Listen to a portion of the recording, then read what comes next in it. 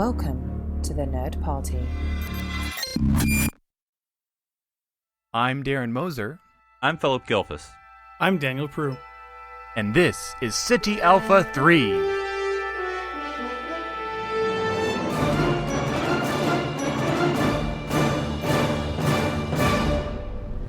I love to change the world, but I don't know what to do.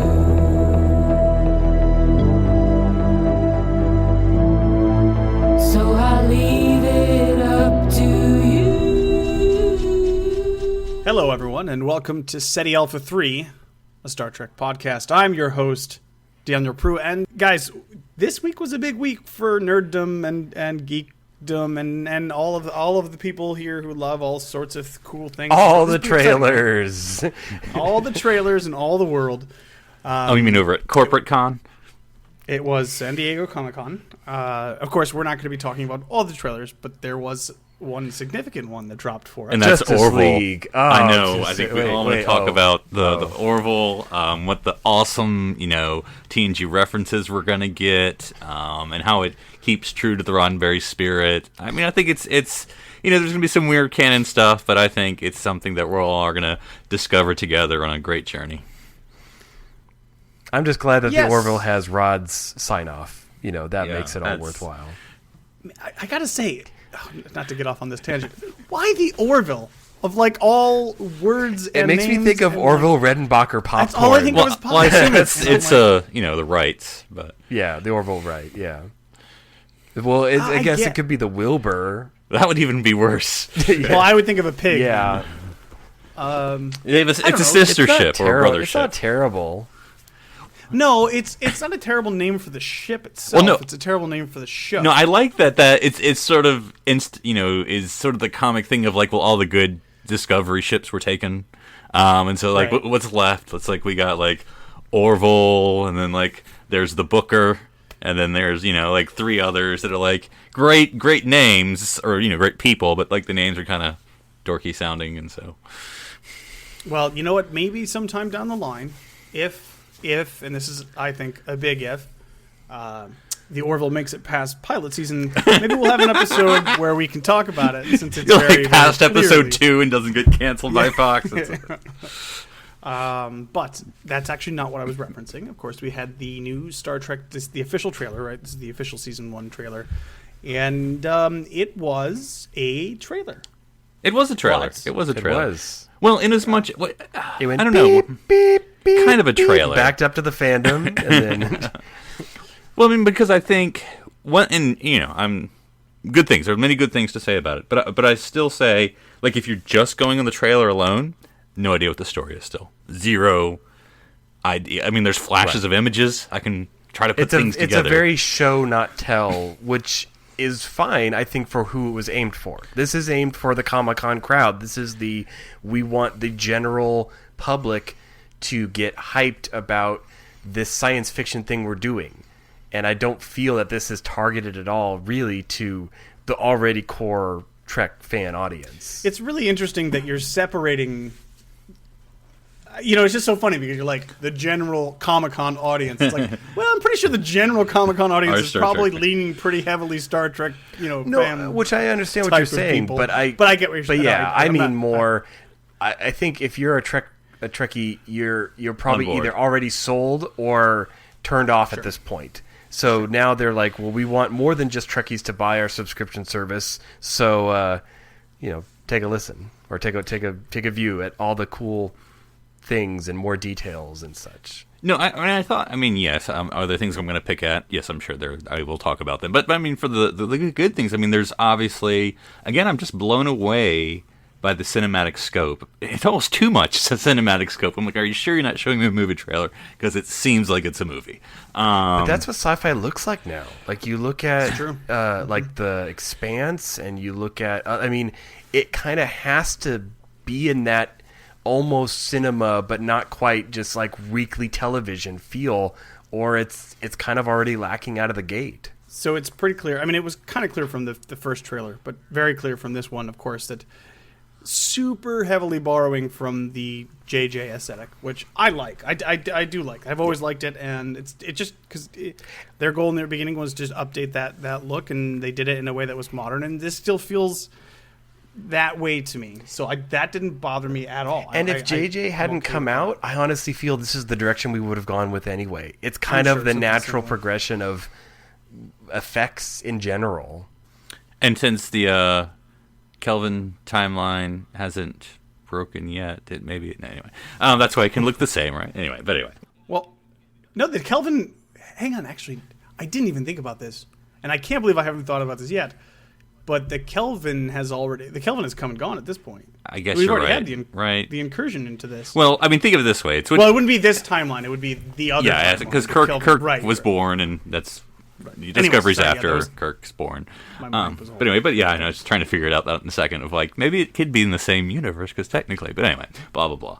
At least the beginning of 2009, right? You know, there's things about the Kelvin aesthetic that I'm not a fan of, but whatever. It's big, it's cinematic. That's what I'm focusing on. It's cool. The only thing that, and I know I sound like the typical Star Trek fan, but anyway, one of the things that does throw me is the darkness. Because the Kelvin aesthetic is dark, you know, quote unquote, because it's very dramatic, you know, and that's nothing wrong with that.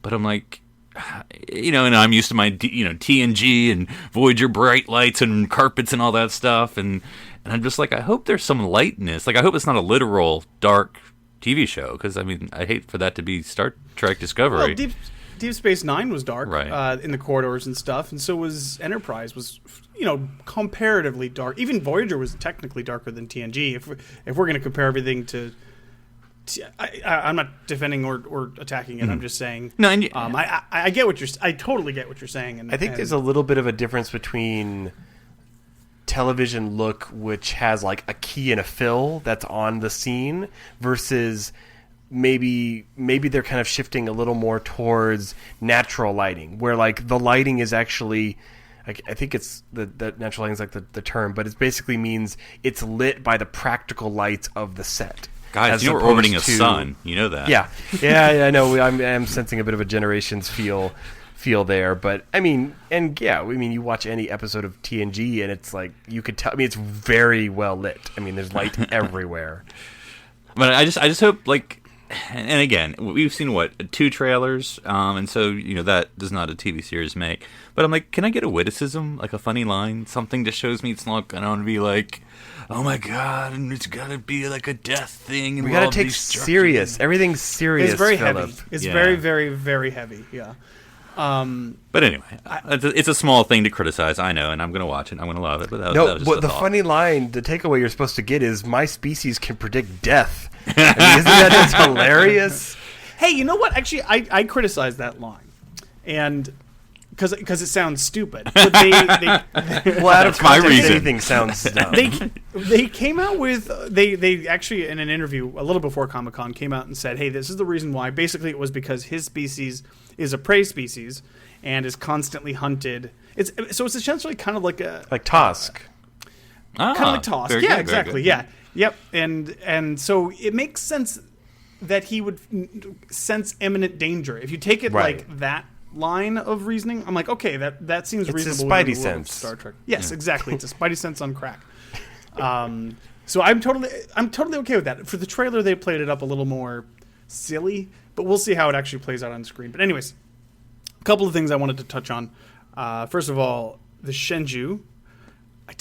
I like the ship, but I don't like the top the deflector shield dish on the top of the saucer. What is it a and again, unfortunately it's too modern looking, but whatever, I'm over it. Is it like a Kira or a Saber? I mean, it looks very Akira. Yeah, it's very Akira. I haven't memorized my first contact and later class ships names necessarily, but yeah, that was one thing. I mean, whatever. Again, they're going to look modern. We still haven't seen the Discovery. Yeah. Even in this trailer. It's hard to know what we've seen. I'm pretty sure we did. Didn't he I feel say like we thought it was all... No, he says we're inventing a new way to fly, and we see a side shot of it for like 2 seconds. Oh, was that the... Okay. I'm pretty sure that's the Discovery. But I thought we saw the back of it, maybe. Yeah. Like the nacelles. It hasn't had the beautiful first contact, like, coming out of the nebula shot yet. You know, we still are waiting for that. Yeah. And which is, and I guess the one again, I know. Sorry, listeners. Look, they're busy finishing their first sensor sweep of the neutral zone. And I know it sounds we're negative, and I apologize, we're not. But like it's like the Shinzu, like whether it's getting blown up or not, it's certainly getting attacked. And I'm like, okay, here we go with the Kelvin universe again. You know, every movie the Enterprise gets shot and blown up, and 1 million people die, and yet somehow there's a fresh crew the next movie. So I was like, ugh, but whatever. Which reminds me also, Captain Malfoy.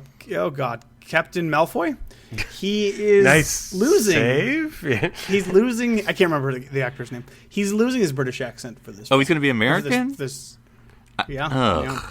Well, because if he was a British captain, he'd obviously be from Star Wars, because that's where all the British people are. So no, he'd be French. Yeah, exactly. Yeah. I think he couldn't pull off the French accent. That's why. I like New Britannia. I like all of the Klingon stuff. Yeah. I like the look of the Klingons. I like the aesthetic around I think because them. I don't quote unquote care about Klingons that much, none of that stuff bothers me as it appears. You know, they don't care about you either, Phillips. But I mean, anyone who's complaining about the Klingon makeup, I'm like, whatever, it's Klingons. I like honestly, the line where the Klingon says, "We've been waiting for someone to pay attention to," I feel was a really important line because, you know, you hear it and your brain instantly like processes it of like, does this sound really corny? Does this work? And it worked for at least for me. Like I heard that, I'm like, okay, that sounds like something I think a Klingon would say. If they instead had made it something like, we've been waiting for someone to trust or something like that, I instantly would have been like, no, that's not what, like, Klingons don't care about trusting you. But I felt they nailed the tone of what I was expecting with that line. Now it's one line in the middle of a scene of who knows what, but but they chose to share that scene or that shot with us, and I felt it worked, you know, for my intents. It'll be interesting if Discovery tries to do to Klingons what Enterprise does to Vulcans, and that may sound like an insult, but in as much as how Enterprise showed, not that we knew that it needed to be shown, but it did, the evolution of Vulcan society, that it used to be this way. Enterprise, like, all these Vulcans act like we don't, you know, how we picture the 23rd, 24th century Vulcans, but then they explain. The teachings of Surak had been lost. Yeah. And so I wonder with the Klingons, and in the end, we don't know what this Klingon sarcophagi is or what's Which going on. Which looks friggin' awesome. Yeah, but maybe it is some sort of, you know, Klingon Tut. We're going to call him Klingon Tut from now on. No, I think that would be a great way to go. And, I mean, we hear some snippets of, you know, like the Klingon... It's not saying, like, the Empire's fractured, but it's saying, like... Lost its way. It's lost its way. Like, something, yeah. Yeah, but I get the feeling it's like, okay, we're gonna go into Klingon, but we're going to go in a different direction as opposed to what's already been established, which I think is fine, which I think...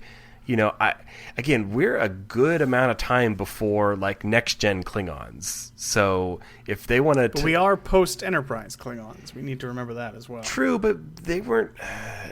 I mean, they weren't in it near... Compared to, like, DS9 or how much, like, well, they weren't in it a lot, but we kind of... We'll see. I'm not judging it because we don't know. They may ignore that whole thing. Let's be honest. It's just that there is we understand where they were. Yeah. You know, 60 years before this. We understand where they're going to be 10 years after this. It's weird that they're going in this direction. Mm-hmm. Like, why not? Why do they have to make it seem like they're whatever? We'll see. Yeah. I'm not going to judge it. Yeah. We'll see. Another antagonist that we got to see.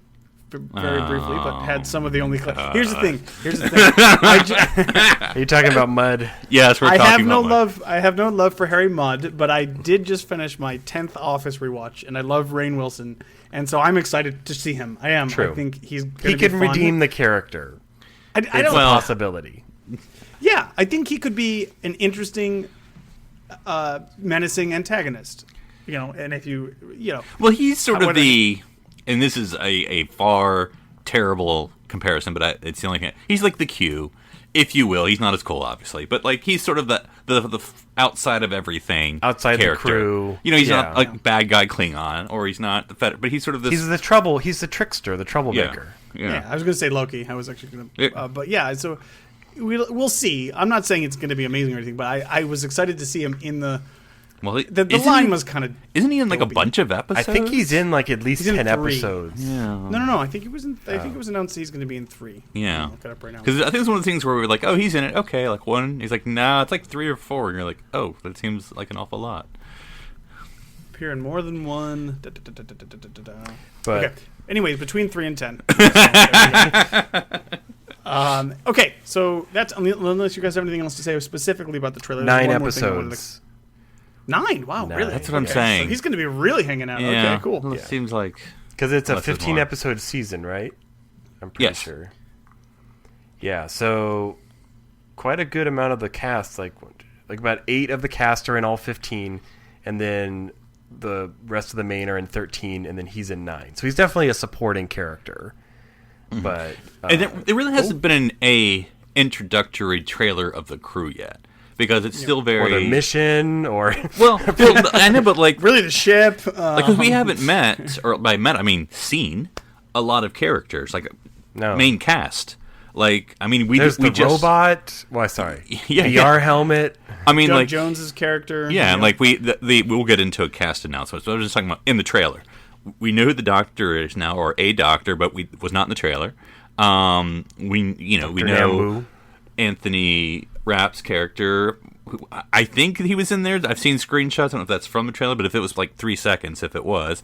But like all these, Lieutenant I mean, Shamets. we've seen the main character, Michael, and we've seen the 2 captains, and the Klingons and Sarek, and that's who they're. And I get it. You can that's trailer. You make your choices, but I'm sort of like we haven't really met the crew yet, and the alien. I guess we've seen him too, crew member Saru or whatever his name is. I can't remember. Saru, He Lieutenant senses Saru. death. Yeah. Phillip. Yes. He senses I death. guess. So. Okay. Really, the big thing that dropped here, unless you guys have something specifically left to say about the trailer. Nope. Oh, one last thing, actually, I do. I don't like when they use contemporary music in Star Trek yeah. advertising. It's weird to me. I enjoyed the first time I saw the trailer. I'm like, What yeah, about it's a the lot loud noise and shouting, Daniel? I mean, Well, the first viewing of the trailer, I was like, okay, it's a lot of boom, boom, zap, zap. All right, blah, blah. Okay, this is this again. But the second time, the music helped me a lot. And I don't know, I'm one who loves soundtrack and trailer music. I mean, that'll get me through the day. But and so I did enjoy it. Like, if you don't like it, that's fine. But it did help me slow things down, literally and figuratively, with the trailer the second time. Of like, let me ignore all the boom, boom, zap, zap, and let me see what it's trying to tell me. Yeah. yeah, because one kind of negative I've heard some people say is, if you didn't know this was Star Trek, would you know this is Star Trek by what we've seen so far? Well, they burned the Starfleet symbol in the ground. I think it would be. Yeah, well, that was weird. That was a little crop circle-y, but yeah, I mean, I get that. But I mean, yes, we have the iconography of Star Trek, Yeah, I know. the I know Delta what you're trying to Shield say. and the Klingon logos. But is there? I mean, maybe the uniforms. I don't know. It's hard because everything's kind of new. But I mean, when we watched like any of the other series, even Enterprise, which all the series, I mean, the ship looks different, the uniforms look different, but yet it felt like a Star Trek show from the gate. Right. So I think it will. We'll get I think it there. will. Again, I'm not that And worried it about may that. be a radical. Well, I won't say radical because that presupposes a lot. It may be a redefinition of Star Trek, and that's fine. Whatever. We'll take it or leave it. And well, and we've go said from there. before, it would not work if they tried to make a TNG clone in 2017. Right now, that's not going to work. That being said, we're not going to be, well, at least I'm not going to be that optimistic about every aspect of this. And we've got some news here.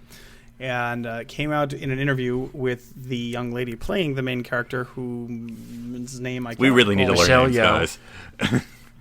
You just say Michael. Yes, she will be playing the adoptive sister Oh of yes. Spock. So it's come out that she's revealed that. So she's her half character- Vulcan adopted sister. No, she's full human, but she's adopted by Sarek and Amanda. Is what came out in this interview. Okay. So see, I prefer to think of Yes. her as Cybox adopted half sister, but that's the difference between you and me, Daniel. You see the Spock side of the glass. I see the Cybok. This is exactly the kind of danger, and the reason I would be like, no, don't set it in between this era here. Why are you doing this? You're going to get tempted to just trample all over everything.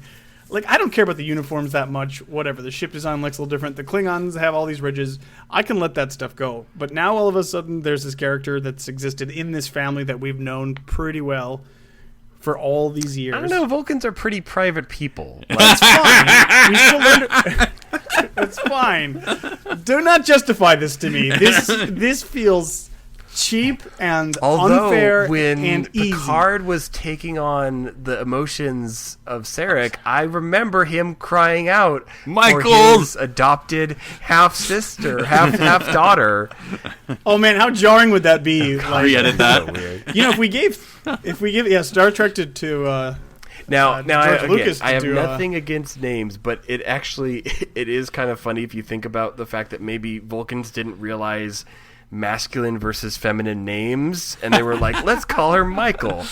Sarek's looking through like the baby book. It's like, Amanda's like, no, Yeah. Sarek, I swear that's a guy's game. And Sarek's like, oh no, it's a great woman's name here on Vulcan. she's lucky she gets a last name, okay? Let's just put it that way, because it's Vulcan, so...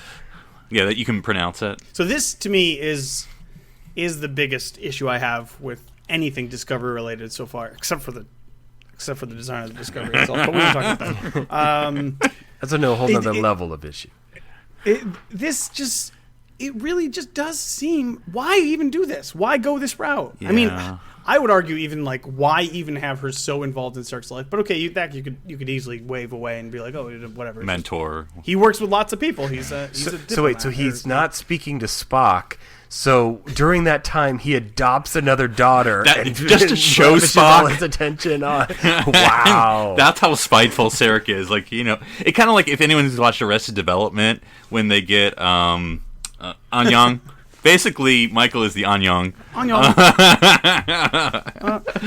Buster, you know, is Spock. It works. well, that's true because we do get Spock. Sarek for That's good. one episode. Now I don't know if that's the pilot, but it's probably the pilot. It sounds like it's Yeah. he's super featured in the trailers and stuff. Yeah, I feel like he's going to I be in a imagine lot. he's got a lot of exposition. Yeah, and again, But no, but why do this? And I have to say too, and I'm not going to directly quote this, but they basically said that they have their reasons for quote unquote breaking canon, whatever that is, and maybe they do, but they're going to be terrible reasons. And it's not going to work.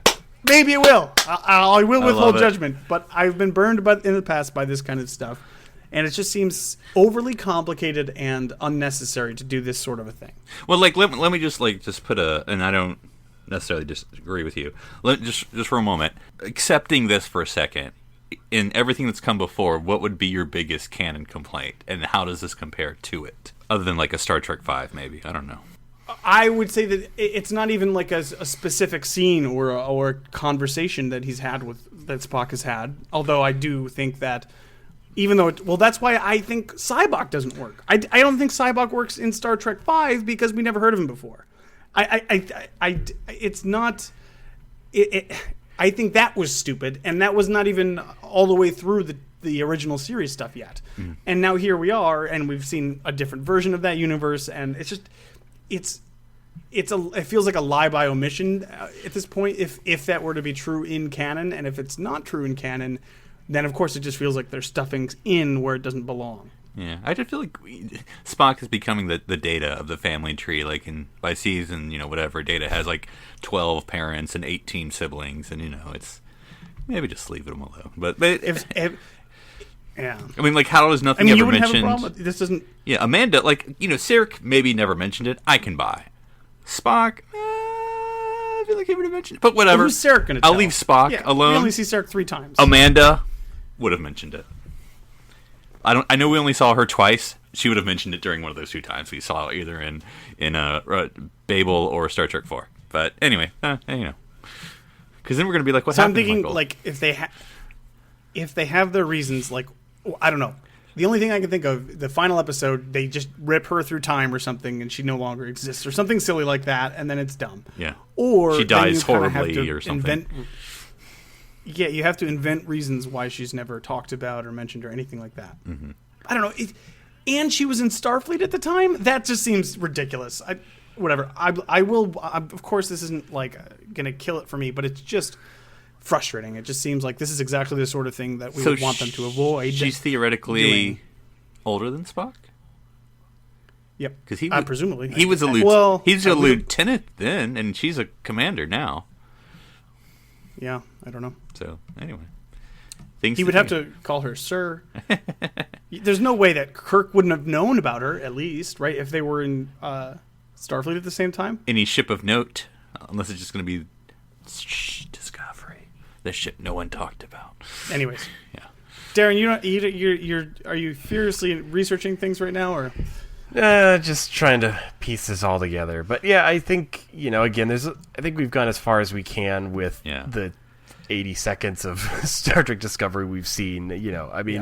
It's all, though it's kind of so, the only thing that it strikes me as funny is that was revealed about the half-sister whatever, yet we haven't seen the ship. Like, the things they're deciding to keep secret versus not secret is kind of interesting.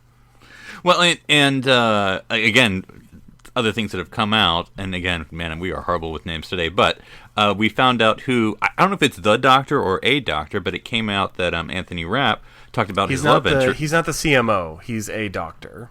Okay, well, yeah. So Anthony Rapp talked about his love interest, who is Ricky from My So-Called Life. I know he has a real name, but I was like, oh my god, that's awesome. But anyway, so that's who is his, I guess, his love interest, boyfriend, whatever is. And so I thought that was interesting, because we haven't heard the doctor or a doctor yet, and so that was sort of so Anthony Rapp, who's Lieutenant Paul Stamets, is in a relationship with Dr. Hugh Culber, who is played by Wilson Cruz. Yes. Lots of names right there. Yeah. Which, coincidentally, they were both in Rent. So, there you go. Yeah, and they are both playing the secret sons of Dr. McCoy. Because why not at this point? Why the heck not? Okay, what's stuck in your craw? I feel it is this specific. It's not going to ruin. It's not going to ruin Discovery. I'm not. And here's the thing: there's certainly a possibility that they have some amazingly incredible idea that will work and fit and be just perfect. I'm not positive of that, but I'm open to it. And we're just going to check in every episode with Daniel to be like, all right, we finished our episode review. Daniel, where are we with Michael being Spock's sister? And you'll give us where we are, and then we'll go into the next episode. Still doesn't work. Are you just going to be like Ollie in Family Guy? Like, it still doesn't work. All right, guys, I think we're good. We're good on the Discovery stuff for now, right? Mm-hmm. Yeah, I mean, I unless you want to mention the pop-up exhibit. Yeah, well, I was going to say quickly, go ahead. Personally, all the Comic-Con and all this stuff, I'm not excited about hearing about it. I'm excited about watching it. Like, I could have we've waited long enough between now and September, and I'd be fine. Like, I don't need to be up and down, jumping about it. Of course, that's because they don't need to sell it to me. I already have All Access. I'm going to watch it. I get it. So I'm not your target audience. But as far as me, I'm I just want to be excited to watch it, and then I'll be excited. I don't need to be ginned up about it.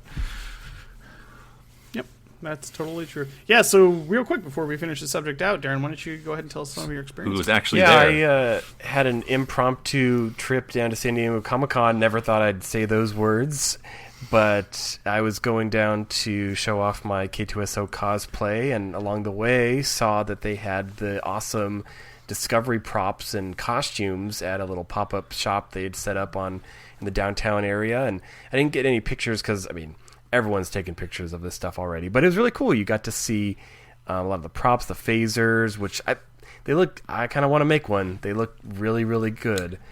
And the space suits, the Klingon props suit, have been killing it so far. The props are awesome. Yeah, no, they're definitely sinking some money into this, and it all looks really good. And it kind of reminds me of the joke we have when my wife and I will go see a show at a theater, and it'll be afterwards, if you don't like the show, you see the cast, you're like, those were some costumes. They were good. It's those Discovery. They covered them so they weren't naked. That sure happened. You were sure up there. Yeah. Again, even seeing things in person, we still haven't seen anything. We still haven't seen the show. And I think that's just the thing we can't get past until it actually happens. But I don't know, it's going to be really interesting. We've talked before how this is the first Star Trek in the age of the internet, really, or the age of social media, at least, and podcasting and all of that. And in some ways, Star Trek. And in some ways, that's not. I'm not gonna say a negative, but I'm saying it's something that Star Trek hasn't ever had to deal with. I mean, it has to deal with appeasing and promoting and convincing and engaging in a whole different way that Voyager didn't have to, DS9 didn't have to, Enterprise didn't have to. So, I mean, I wish it luck. I don't want it to fail. I want it to blow me away and tell us new stories. I mean, we've all been saying this over and over, but it's definitely it's hard to launch a sci-fi series, even with the name Star Trek behind it. Actually, I would say it's harder. It's catch-22. It's if you want to do something original and unique, you have no audience to start with, and if you have something that's building off of pre-existing, then you have a huge audience you have to deal with. So it's like you can't win either way, but we will see. Hopefully, I'm just waiting for the toys. We just now. You say that. I don't know if you're joking or not, but no, I'm not joking. Because who's making them again? It's the people who did Enterprise, right? Or am I making that up in my head? It's I can't remember the name of it, but it's no, that was Art Asylum who I'm thinking of, but it was someone else. And whoever it was, I was like, okay, I think they'll be good. Because one thing, I think they're going to be big. Because a lot of, for some reason, right, they're not going to be like the three. Yeah, they'll probably be like me. I don't know.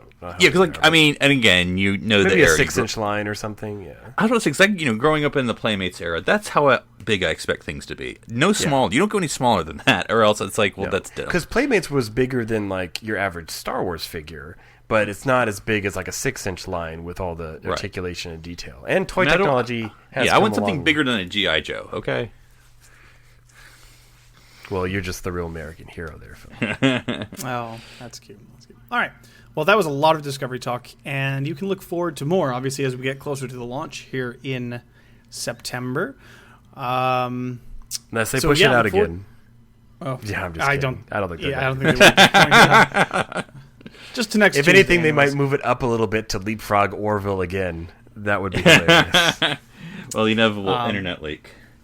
Yeah, but we will definitely have lots of coverage when that comes out, and any major revelations that may arise before then. And we can talk about all things Star Trek, including how Rainn Wilson is going to be the #1 character in Discovery. I don't believe that. That's bait. I'm trolling. Now, Daniel, if your name is Mud, that's madness. No, that's mudness or whatever. Anyways, I'm teasing.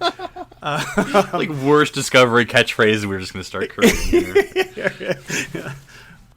All right, everyone. I'm Daniel Proulx. I'm Phillip Gilfus. And I'm Darren Moser.